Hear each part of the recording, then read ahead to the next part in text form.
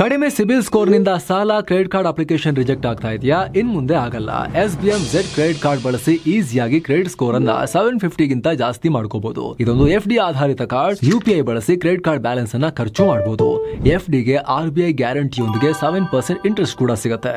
30 ದಿನದಲ್ಲೇ credit score ನಲ್ಲಿ improvement ಕೂಡ ನೋಡಬಹುದು. ಡಿಸ್ಕ್ರಿಪ್ಷನ್ ಹಾಗೂ ಪಿನ್ ಕಾಮೆಂಟ್ ನಲ್ಲಿರೋ ಲಿಂಕ್ ಮೂಲಕ Z ಆಪ್ ಡೌನ್ಲೋಡ್ ಮಾಡಿ.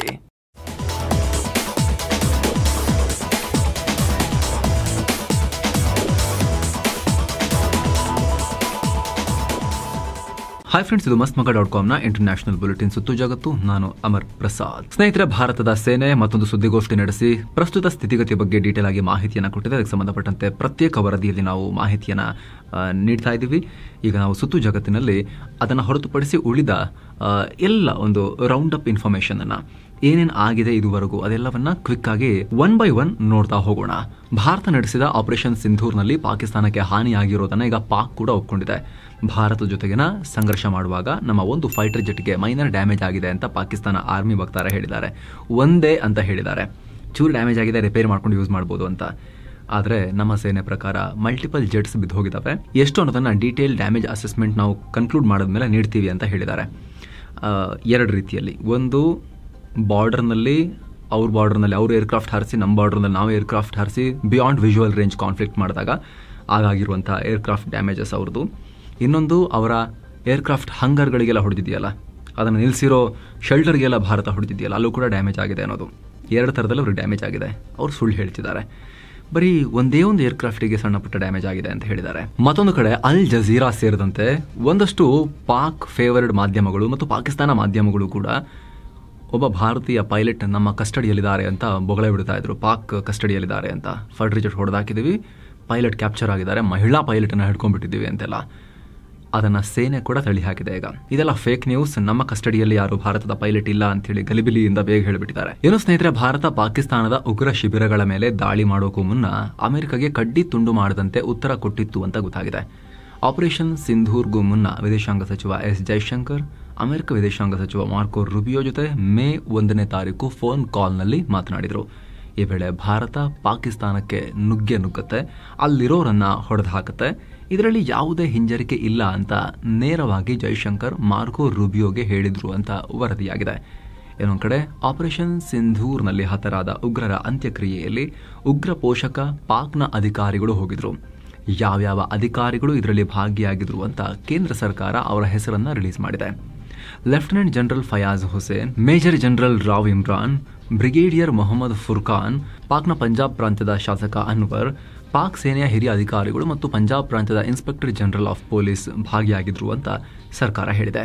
ಇನ್ನು ಕಳೆದ ಕೆಲ ದಿನಗಳಿಂದ ಸಂಘರ್ಷದ ತಾಣವಾಗಿದ್ದ ಭಾರತ ಪಾಕ್ ಗಡಿ ಈಗ ತಣ್ಣಗಾಗಿದೆ, ಸಹಜ ಸ್ಥಿತಿಗೆ ಮರಳಿದೆ.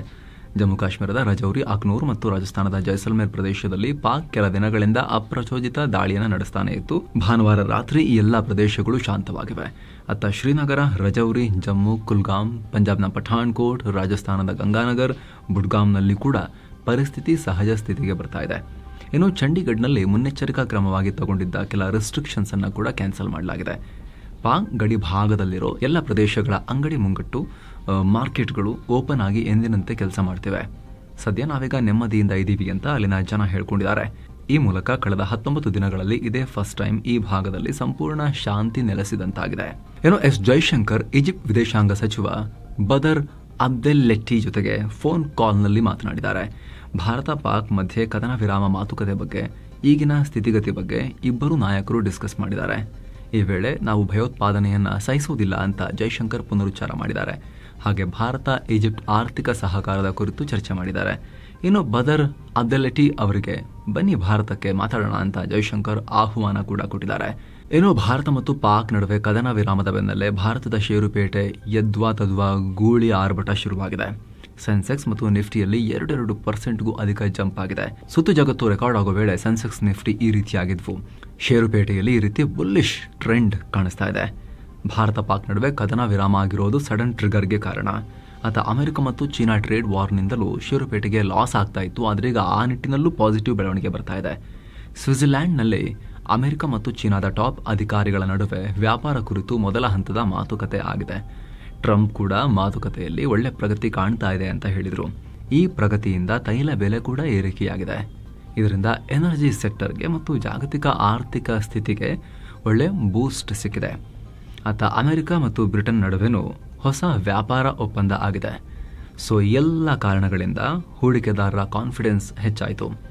ಫಾರ್ಮಾ ಮತ್ತು ಹೆಲ್ತ್ ಕೇರ್ ಸೆಕ್ಟರ್ ಬಿಟ್ಟು ಮಿಕ್ಕೆಲ್ಲ ಸೆಕ್ಟರ್ನಲ್ಲಿ ಮಾರ್ಕೆಟ್ ಓಪನಿಂಗ್ ವೇಳೆ ಪಾಸಿಟಿವಿಟಿ ಕಂಡುಬಂದಿದೆ. ಆಲ್ಮೋಸ್ಟ್ ಎಲ್ಲ ಸೆಕ್ಟರ್ ಗ್ರೀನ್ನಲ್ಲಿವೆ. Adani enterprises, Shriram finance, Jio financial services, Trent, Eternal ದೊಡ್ಡ ಲಾಭವನ್ನು ತೋರಿಸ್ತಾ ಇವೆ. ಆ ಷೇರುಗಳ ಪ್ರೈಸ್ನಲ್ಲಿ ಇನ್ಕ್ರೀಸ್ ಆಗಿದೆ. ಸನ್ಫಾರ್ಮಾ ಮತ್ತು ಇಂಡಸ್ಇಂಡ್ ಬ್ಯಾಂಕ್ ರೆಡ್ನಲ್ಲೇ ಇವೆ. ಇನ್ನು ಪಾಕಿಸ್ತಾನದ ಷೇರುಪೇಟೆಗೂ ಕದನ ವಿರಾಮದಿಂದ ಹೊಸ ಚೈತನ್ಯ ಸಿಕ್ಕಿದೆ.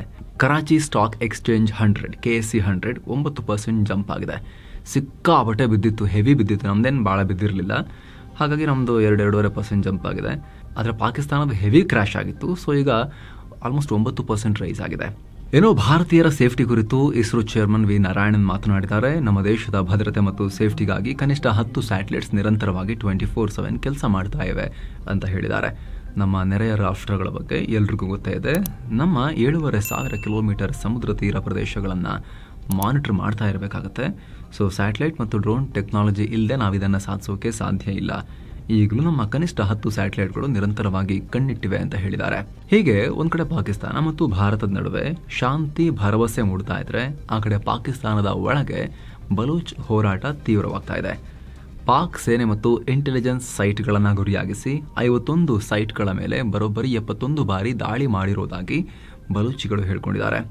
ಇದು ಆಪರೇಷನ್ ಹೆರೋಪ್ ಮಿಲಿಟರಿ ಅಭ್ಯಾಸದ ಭಾಗ ಅಂತ ಬಲೂಚಿಸ್ತಾನ್ ಲಿಬರೇಷನ್ ಆರ್ಮಿ ಹೇಳ್ಕೊಂಡಿದೆ. ಪಾಕ್ ಆರ್ಮಿ ಬೆಂಗಾವಲು ವಾಹನ, ಇಂಟೆಲಿಜೆನ್ಸ್ ಸೆಂಟರ್, ಮಿನರಲ್ ಟ್ರಾನ್ಸ್ಪೋರ್ಟ್ ವೆಹಿಕಲ್ಗಳನ್ನು ಟಾರ್ಗೆಟ್ ಮಾಡಿನೇ ಓಡಾಯಿಸಿದ್ದೀವಿ ಅಂತ. ಆದರೆ ದಾಳಿಗಳಲ್ಲಿ ಪಾಕ್ ಸೇನೆಯಲ್ಲಾದ ಸಾವು ನೋವಿನ ಬಗ್ಗೆ ಇನ್ನಷ್ಟೇ ಕ್ಲಾರಿಟಿ ಸಿಗಬೇಕಾಗಿದೆ. ಏನು ಪಾಕ್ ಸೇನೆ ವಿರುದ್ಧ ಕೆಂಡಕಾರಿರೋ ಬಲೂಚಿಗಳು ಪಾಕ್ ಸೇನೆ ಮತ್ತು ISI ಭಯೋತ್ಪಾದನೆಯನ್ನ ಪ್ರಮೋಟ್ ಮಾಡ್ತಿದ್ದಾರೆ. LET, JM, IS ನಂತಹ ಉಗ್ರ ಸಂಘಟನೆಗಳಿಗೆ ಹಾಲು ಹಾಕ್ತಾ ಇದ್ದಾರೆ. ನಾವು ವಿಶ್ವದಿಂದ ರಾಜಕೀಯವಾಗಿ ಮತ್ತು ಸೈನಿಕವಾಗಿ ಸಪೋರ್ಟ್ ಬಯಸ್ತೀವಿ. ಪಾಕಿಸ್ತಾನದ ಭಯೋತ್ಪಾದನೆ, ನ್ಯೂಕ್ಲಿಯರ್ ರಿಸ್ಕ್ ಅನ್ನು ತಡೆಗಟ್ಟೋ ನಮ್ಮ ಪ್ರಯತ್ನವನ್ನು ಸಪೋರ್ಟ್ ಮಾಡಿ ಅಂತ ವಿಶ್ವಕ್ಕೆ, ಅದರಲ್ಲೂ ಕೂಡ ಮುಖ್ಯವಾಗಿ ಭಾರತಕ್ಕೆ ಒತ್ತಾಯಿಸ್ತೀವಿ ಅಂತ ಅವರು ಆಗ್ರಹ ಮಾಡಿದ್ದಾರೆ. ಇನ್ನೊಂದು ಕಡೆ ಪಾಕ್ನ ಖೈಬರ್ ಪಖ್ತೂನ್ಖ್ವಾದಲ್ಲಿ TTP ಕೂಡ ದಾಳಿ ಮಾಡಿದೆ. ಪರಿಣಾಮ ಸಬ್ ಇನ್ಸ್ಪೆಕ್ಟರ್ ಸೇರಿ 2 ಪೊಲೀಸರು ಪ್ರಾಣ ಕಳ್ಕೊಂಡಿದ್ದಾರೆ. ಅಲ್ಲದೆ 3 ಗಂಭೀರವಾಗಿ ಗಾಯಗೊಂಡಿದ್ದಾರೆ. ಭಾನುವಾರ ತಡರಾತ್ರಿ ಈ ಘಟನೆಯಾಗಿದೆ.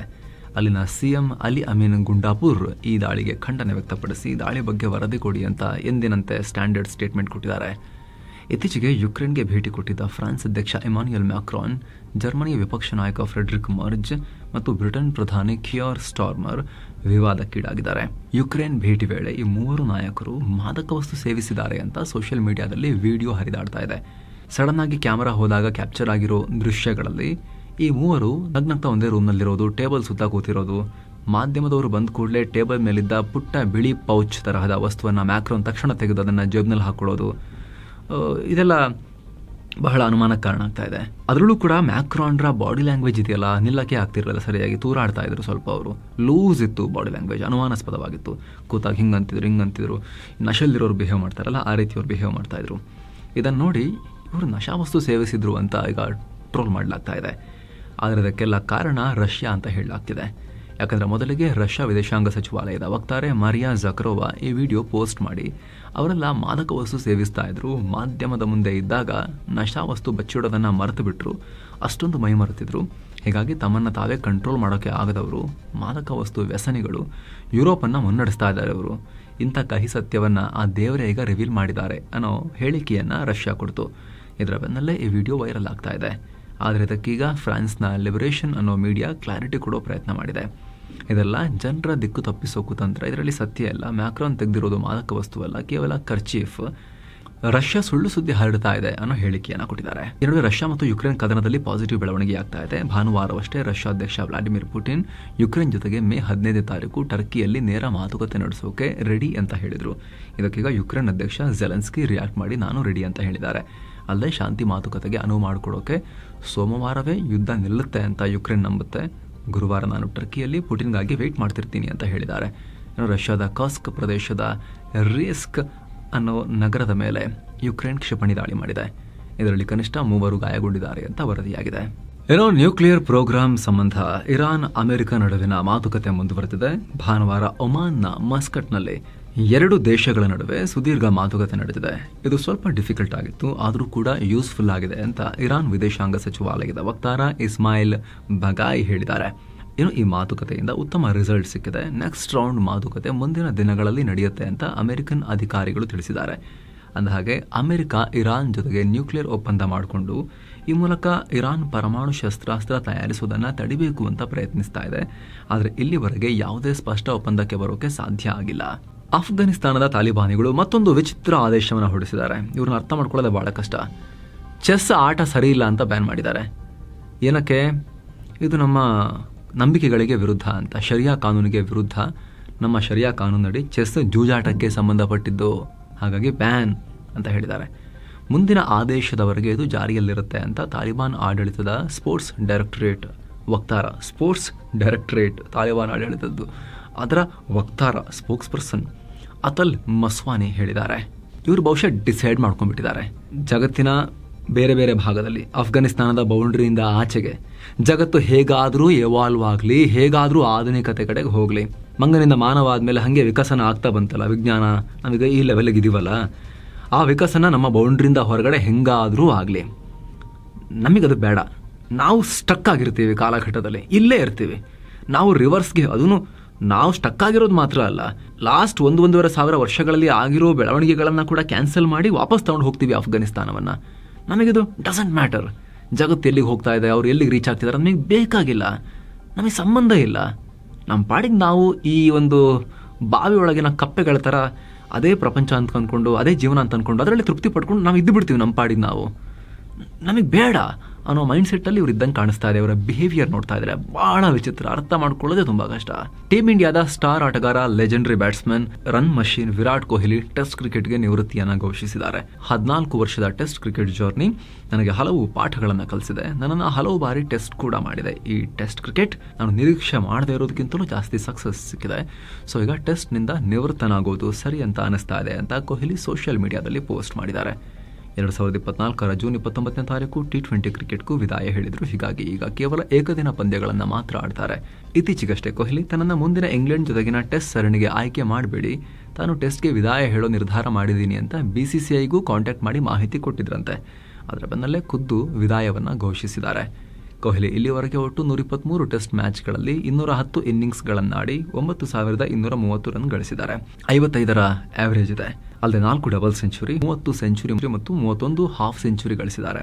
ರೋಹಿತ್ ವಿದಾಯದ ಬೆನ್ನಲ್ಲೇ ಇವರ ವಿದಾಯ ಕೂಡ ಬರ್ತಾ ಇದೆ. ಈ ಮೂಲಕ ಸಚಿನ್ ತೆಂಡೂಲ್ಕರ್ರ ಹಲವಾರು ದಾಖಲೆಗಳನ್ನು ಮುರಿಯೋ ಸಾಧ್ಯತೆ ಇದ್ದರೆ ಕೊಹ್ಲಿಗೆ ಮಾತ್ರ ಅನ್ನೋ ಒಂದು ನಂಬಿಕೆ ಏನಿತ್ತು, ಅದು ಬಹುತೇಕ ಈಗ ಅಸಾಧ್ಯ. ODI ಆಡ್ತಾರೆ, ಬಟ್ ಸ್ಟಿಲ್ ನೋಡ್ತಾ ಇದ್ರೆ, ಲಕ್ಷಣಗಳನ್ನು ನೋಡ್ತಾ ಇದ್ರೆ ತೆಂಡೂಲ್ಕರ್ ಕ್ರಿಕೆಟ್ ದೇವರಾಗಿ ಉಳ್ಕೊಳ್ತಾರೆ. ಹೊಸ ದೇವರು, ಆ ದೇವರ ದಾಖಲೆಗಳನ್ನು ಕ್ರಿಕೆಟ್ ಬಗ್ಗೆ ಹೇಳ್ತಿರೋದು, ಧಾರ್ಮಿಕ ನಂಬಿಕೆಗಳ ದೇವರಲ್ಲ. ಸೊ ಬ್ರೇಕ್ ಮಾಡೋದು ಸದ್ಯಕ್ಕಿನ್ನು ಯಾರಿಗೂ ಆಗೋದಿಲ್ಲ ಅನ್ನೋ ಲಕ್ಷಣ ಕಾಣಿಸ್ತಾ ಇದೆ. ಸೊ ಫ್ರೆಂಡ್ಸ್, ಇದಾಗಿತ್ತು ಇವತ್ತಿನ ಜಗತ್ತಿನ ಸುತ್ತಾಟ. ಮತ್ತೆ ಭೇಟಿ ಆಗ್ತಿರೋಣ. ನಮಸ್ತೆ.